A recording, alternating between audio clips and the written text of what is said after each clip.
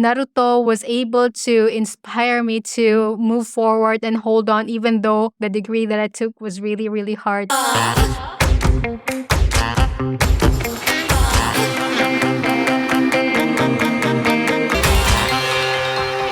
Hey Zesties, you're tuning in to the Gleeful Talkshow, where we share zesty stories to cultivate the happiness and hero within and out.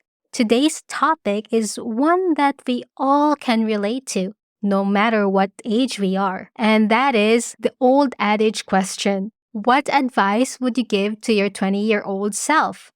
I've asked this question a few months ago on my Instagram page, and only had the time to create an episode about it now. So thank you everyone for sending in your responses. We all have moments in our past where we wish we had made different decisions, and that's what makes life so interesting.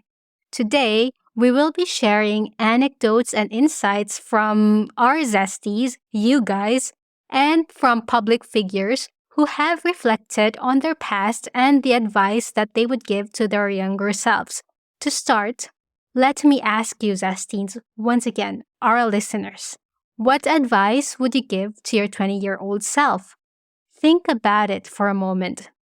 Would you tell yourself to follow your passion, to not take life so seriously, to appreciate the present moment, to prioritize your health and well-being? Well, one of our listeners mentioned that his advice for his 20-year-old self is to travel the world and get to know the world more. He would have liked to move to the country where he initially wanted to live and settle. He said to his younger self to not do anything that would risk your life in 10 or 20 years. I guess I know what he's trying to get at. Like, even not sleeping properly, right? Or I guess something like committing a crime or getting addicted to something.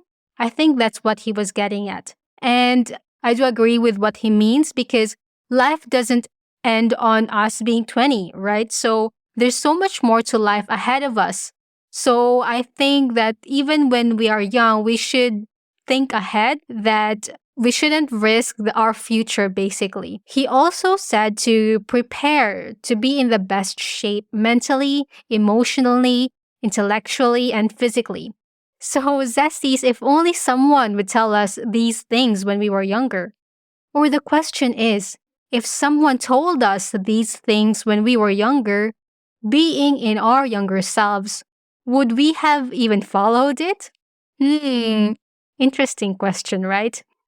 How about you, Zesties? If someone, even like a future self of yours, would have told you these things, would you follow them knowing that this is from your future self, or even like from our elders? I kind of like doubt that our younger selves would have followed it. But anyway, I digress.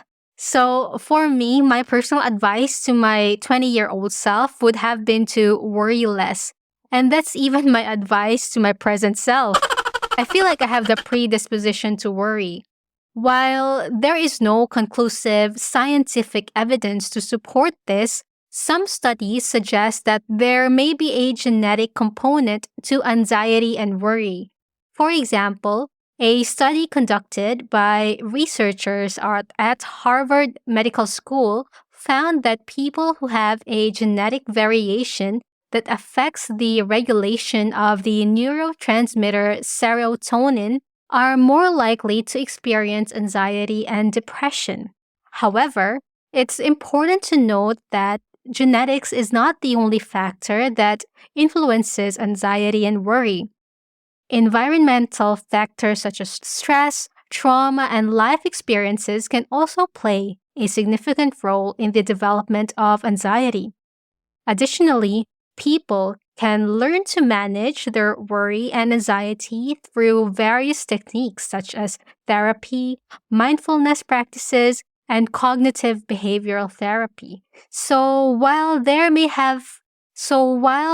be some genetic predisposition to anxiety and worry, it's not a predetermined destiny. People can learn to manage and reduce their worry through various techniques and therapies, and lead a fulfilling and anxiety-free life. But I guess back then, when I was 20 years old, I wouldn't have known these kinds of things yet, like meditation, mindfulness, and therapy, especially in the Philippines, right? Because it's a third world country. It's not really common there about this meditation, mindfulness. We felt that it's like a first world problem, but we all now know that anxiety and worry affects all kinds of people through all walks of life. So I'd say to my younger self, kid, just don't worry too much. There's more to life than worrying this little thing. As Brene Brown said in her book, Daring Greatly, embrace the suck. It's going to be hard and it's gonna hurt, but it's worth it.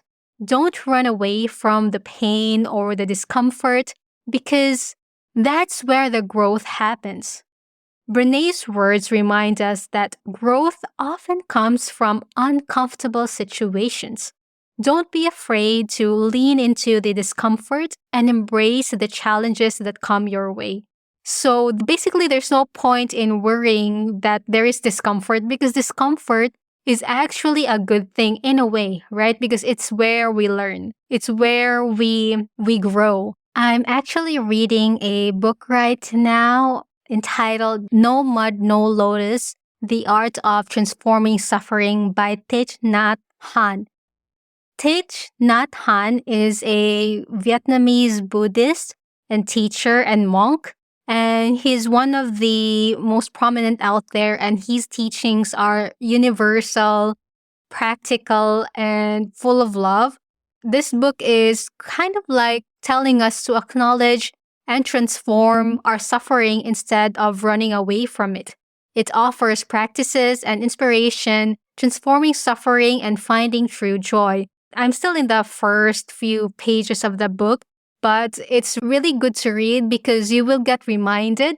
Because, these things, I think we all know these things, but it's really just good to have that gentle reminder, that bit of a nudge, so that we get more inspired or we remember to do it because actually, this is mindfulness, right? It's much more like being mindful, our mind being actively recognizing this. So in this book, the author Thich Nhat Hanh acknowledges that because suffering can feel so bad, we try to run away from it or cover it up by consuming. This is so true because I categorize myself as an escapist, and this book actually I feel like is good for me because it will help me acknowledge the suffering and not run away or not fear from it. So he said that we try to cover our suffering through consuming, like eating or turning on the television, which is so me, by the way. But unless we're able to face our suffering, we can't be present and available to life, and happiness will continue to elude us. He shares on this book practices of stopping, mindful breathing, and deep concentration, which generates the energy of mindfulness within our daily lives. And with that energy, we can embrace pain and calm it down, instantly bringing a measure of freedom and a clearer mind. So, this book introduces ways to be in touch with suffering without being overwhelmed by it. So, the author Thich Nhat Hanh said that when we know how to suffer, we suffer much, much less, which is very, very interesting, right, Zesties? But it kind of makes sense because it just kind of makes sense. The wordings are very simple. It's simple, it makes sense, but it requires that constant practice, that constant action through inaction. You know what I mean? So it's very spiritual, I'd say.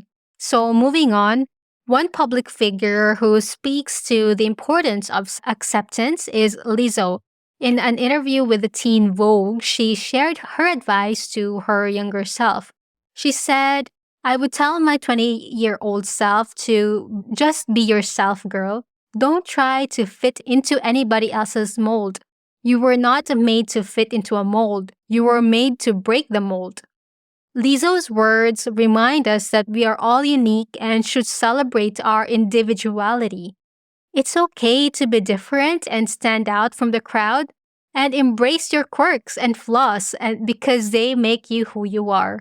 I feel that this quote is applicable to perhaps many Western countries, but some Asian countries, this quote, this advice might not be applicable, especially like cultures like Japanese culture and I guess maybe Korean culture. Correct me if I'm wrong, Zesties. Let me know in the comments if I'm wrong. But what I'm seeing as an outsider, I am quite familiar with Japanese culture because of like anime and stuff that I was really into Japanese culture, especially back then. But what I know is that this culture, the Japanese culture, is more of blending in to not cause any disruption to the public, to not cause any attention toward yourself or be someone that would disrupt the norm. It's not that type of culture. So I think this advice from Lizzo could be applicable to many Western cultures, but I think a lot of Eastern Asian cultures, this might not be that applicable. But I do agree with her advice actually. In the Filipino culture, I think we were like that back then, especially when I was younger, that I tried to fit in because I do not want the attention to myself. But in reality, it actually stops you from reaching your full potential if you are not being yourself, if you're just trying to fit the mold. Anyway, another piece of advice I would give to my 20-year-old self is to not be afraid of failure. When we are young, we often think that failure is the end of the world. But in reality, it's an opportunity to learn and grow. One person who knows all about failure is J.K. Rowling. If any of you are not familiar with J.K. Rowling, she's the author of the Harry Potter books. Before J.K. Rowling became a best-selling author, she was actually a struggling single mother who faced numerous rejections. But instead of giving up, she persevered and used her failures as motivation. J.K. Rowling said that it is impossible to live without failing at something unless you live so cautiously that you might as well not have lived at all, in which case you fail by default. J.K. Rowling's words remind us that failure is not the end of the road. It is part of the journey and helps us learn and grow. Don't be afraid to take risks and make mistakes because they can lead to great success. I could actually relate to this, Zesties, because when I started my major back in college, it was one of the hardest majors back in the Philippines, and it was really hard. I can really imagine. And then I was on the verge of giving up. But then because I watched a lot of anime back then, especially Naruto, if you guys watched Naruto, it's a very, very inspiring, action-packed anime. But I really love the lessons there, like never giving up, just work hard. And Naruto even said that it is his ninja way. It is his type of the ninja or something like that. That was 20 years ago or something. So I cannot really fully remember. But what I remember is how I felt during those times that Naruto was the one who was able to inspire me to move forward and hold on, even though the course that I took, the degree that I took was really, really hard. And look at where it got me. So, yes, I agree with you, J.K. Rowling and Naruto. And also, another piece of advice useful for our 20-year-old selves is to focus on building relationships with others. Now, this is quite tricky, especially for my fellow introverts, actually. However, just hear me out on this. When we are young, we often think we can do everything on our own. But in reality, we need the support and guidance of others to succeed. One person who knows all about the importance of relationships is Oprah Winfrey. In an interview with People magazine, she shared her advice to her younger self. She said, "You can't do it alone. There's no such thing as a self-made woman or man. There's always someone who has helped you." So in Oprah's words, it reminds us that we all need help from others. don't be afraid to ask for guidance or support when you need it. Building strong relationships with others can help you achieve great things in life. And I wanted to share another set of responses from you, Zesties, when I had that post last January. So one of you said that they wanted to tell their 20-year-old self is to use sunscreen. This is very true, like 100%. Taking care of ourselves through self-care, including sunscreen, is very important. I guess at that time when we were 20 years old, it wasn't a thing to wear sunscreen all the time. We only wear it when we were on the beach. Do you remember those days, Zesties? Although I remember that some of our body lotions back then had SPF, but it was only like SPF 10 or 15. And right now you can't even find those types of SPF only in foundation, I think. And we didn't even put sunscreen on our faces. Only few moisturizers had sunscreen back then. So yes, I agree with this response about sunscreen. I wish I took good care of my skin way younger, but I think I only got into skincare when I was actually working already. So that was like 20-year-old plus. Speaking of sunscreen, I think we can all agree that one big piece of advice to give our younger self was to prioritize overall well-being.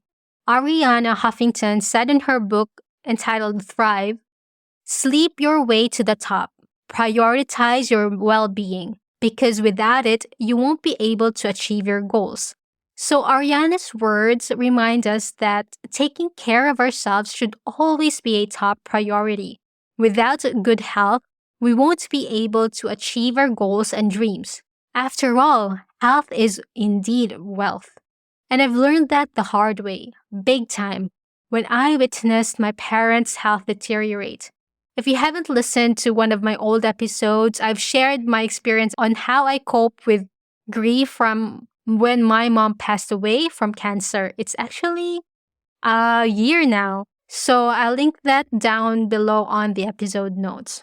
You guys also said that make mistakes and learn from them. Totally agree 100% again. And I think that was also one of our discussions earlier on from J.K. Rowling. And this advice is actually universal and for any age, right?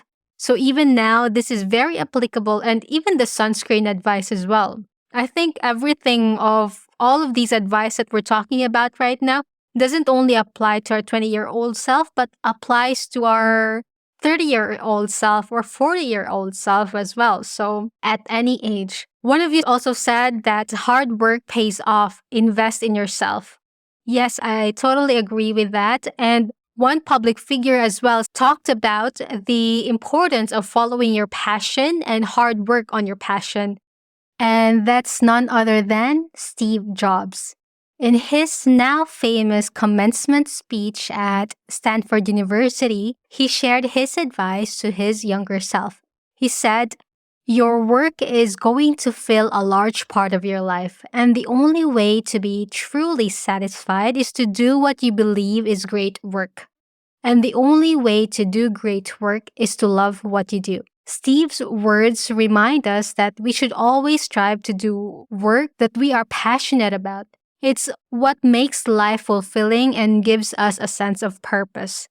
Well, Zesties, I know that these realizations, sometimes they only come to us through experience, through aging, through different life experiences, basically. So I guess maybe that's why we didn't realize that also when we were in our younger selves, just because we haven't gone through life as much as we would have had now, right? Which makes sense. But anyway, it's a good advice to our younger self and even for our present self as well, right? Some of you also said as an advice to their younger self was to be happy to the person you love despite not being part of their future plans. Aww. That's a good one, Zesty. I guess it's learning to accept the things that we can't control, such as someone else's feelings for us, and letting go of that. I talked about the art of letting go on last week's episode. You guys might want to check that out as well.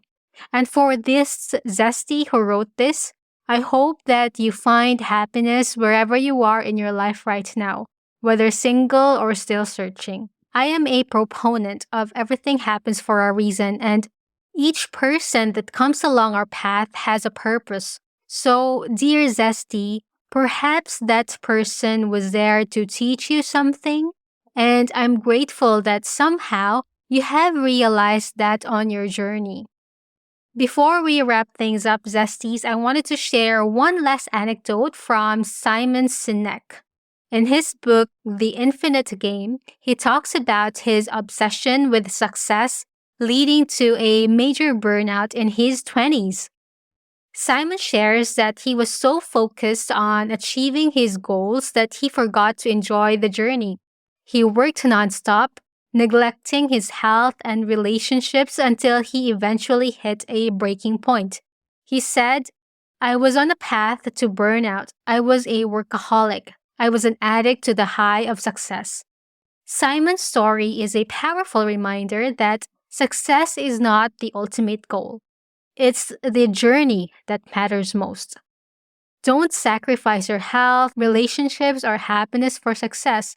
Enjoy the process and take the time to appreciate the little moments in life.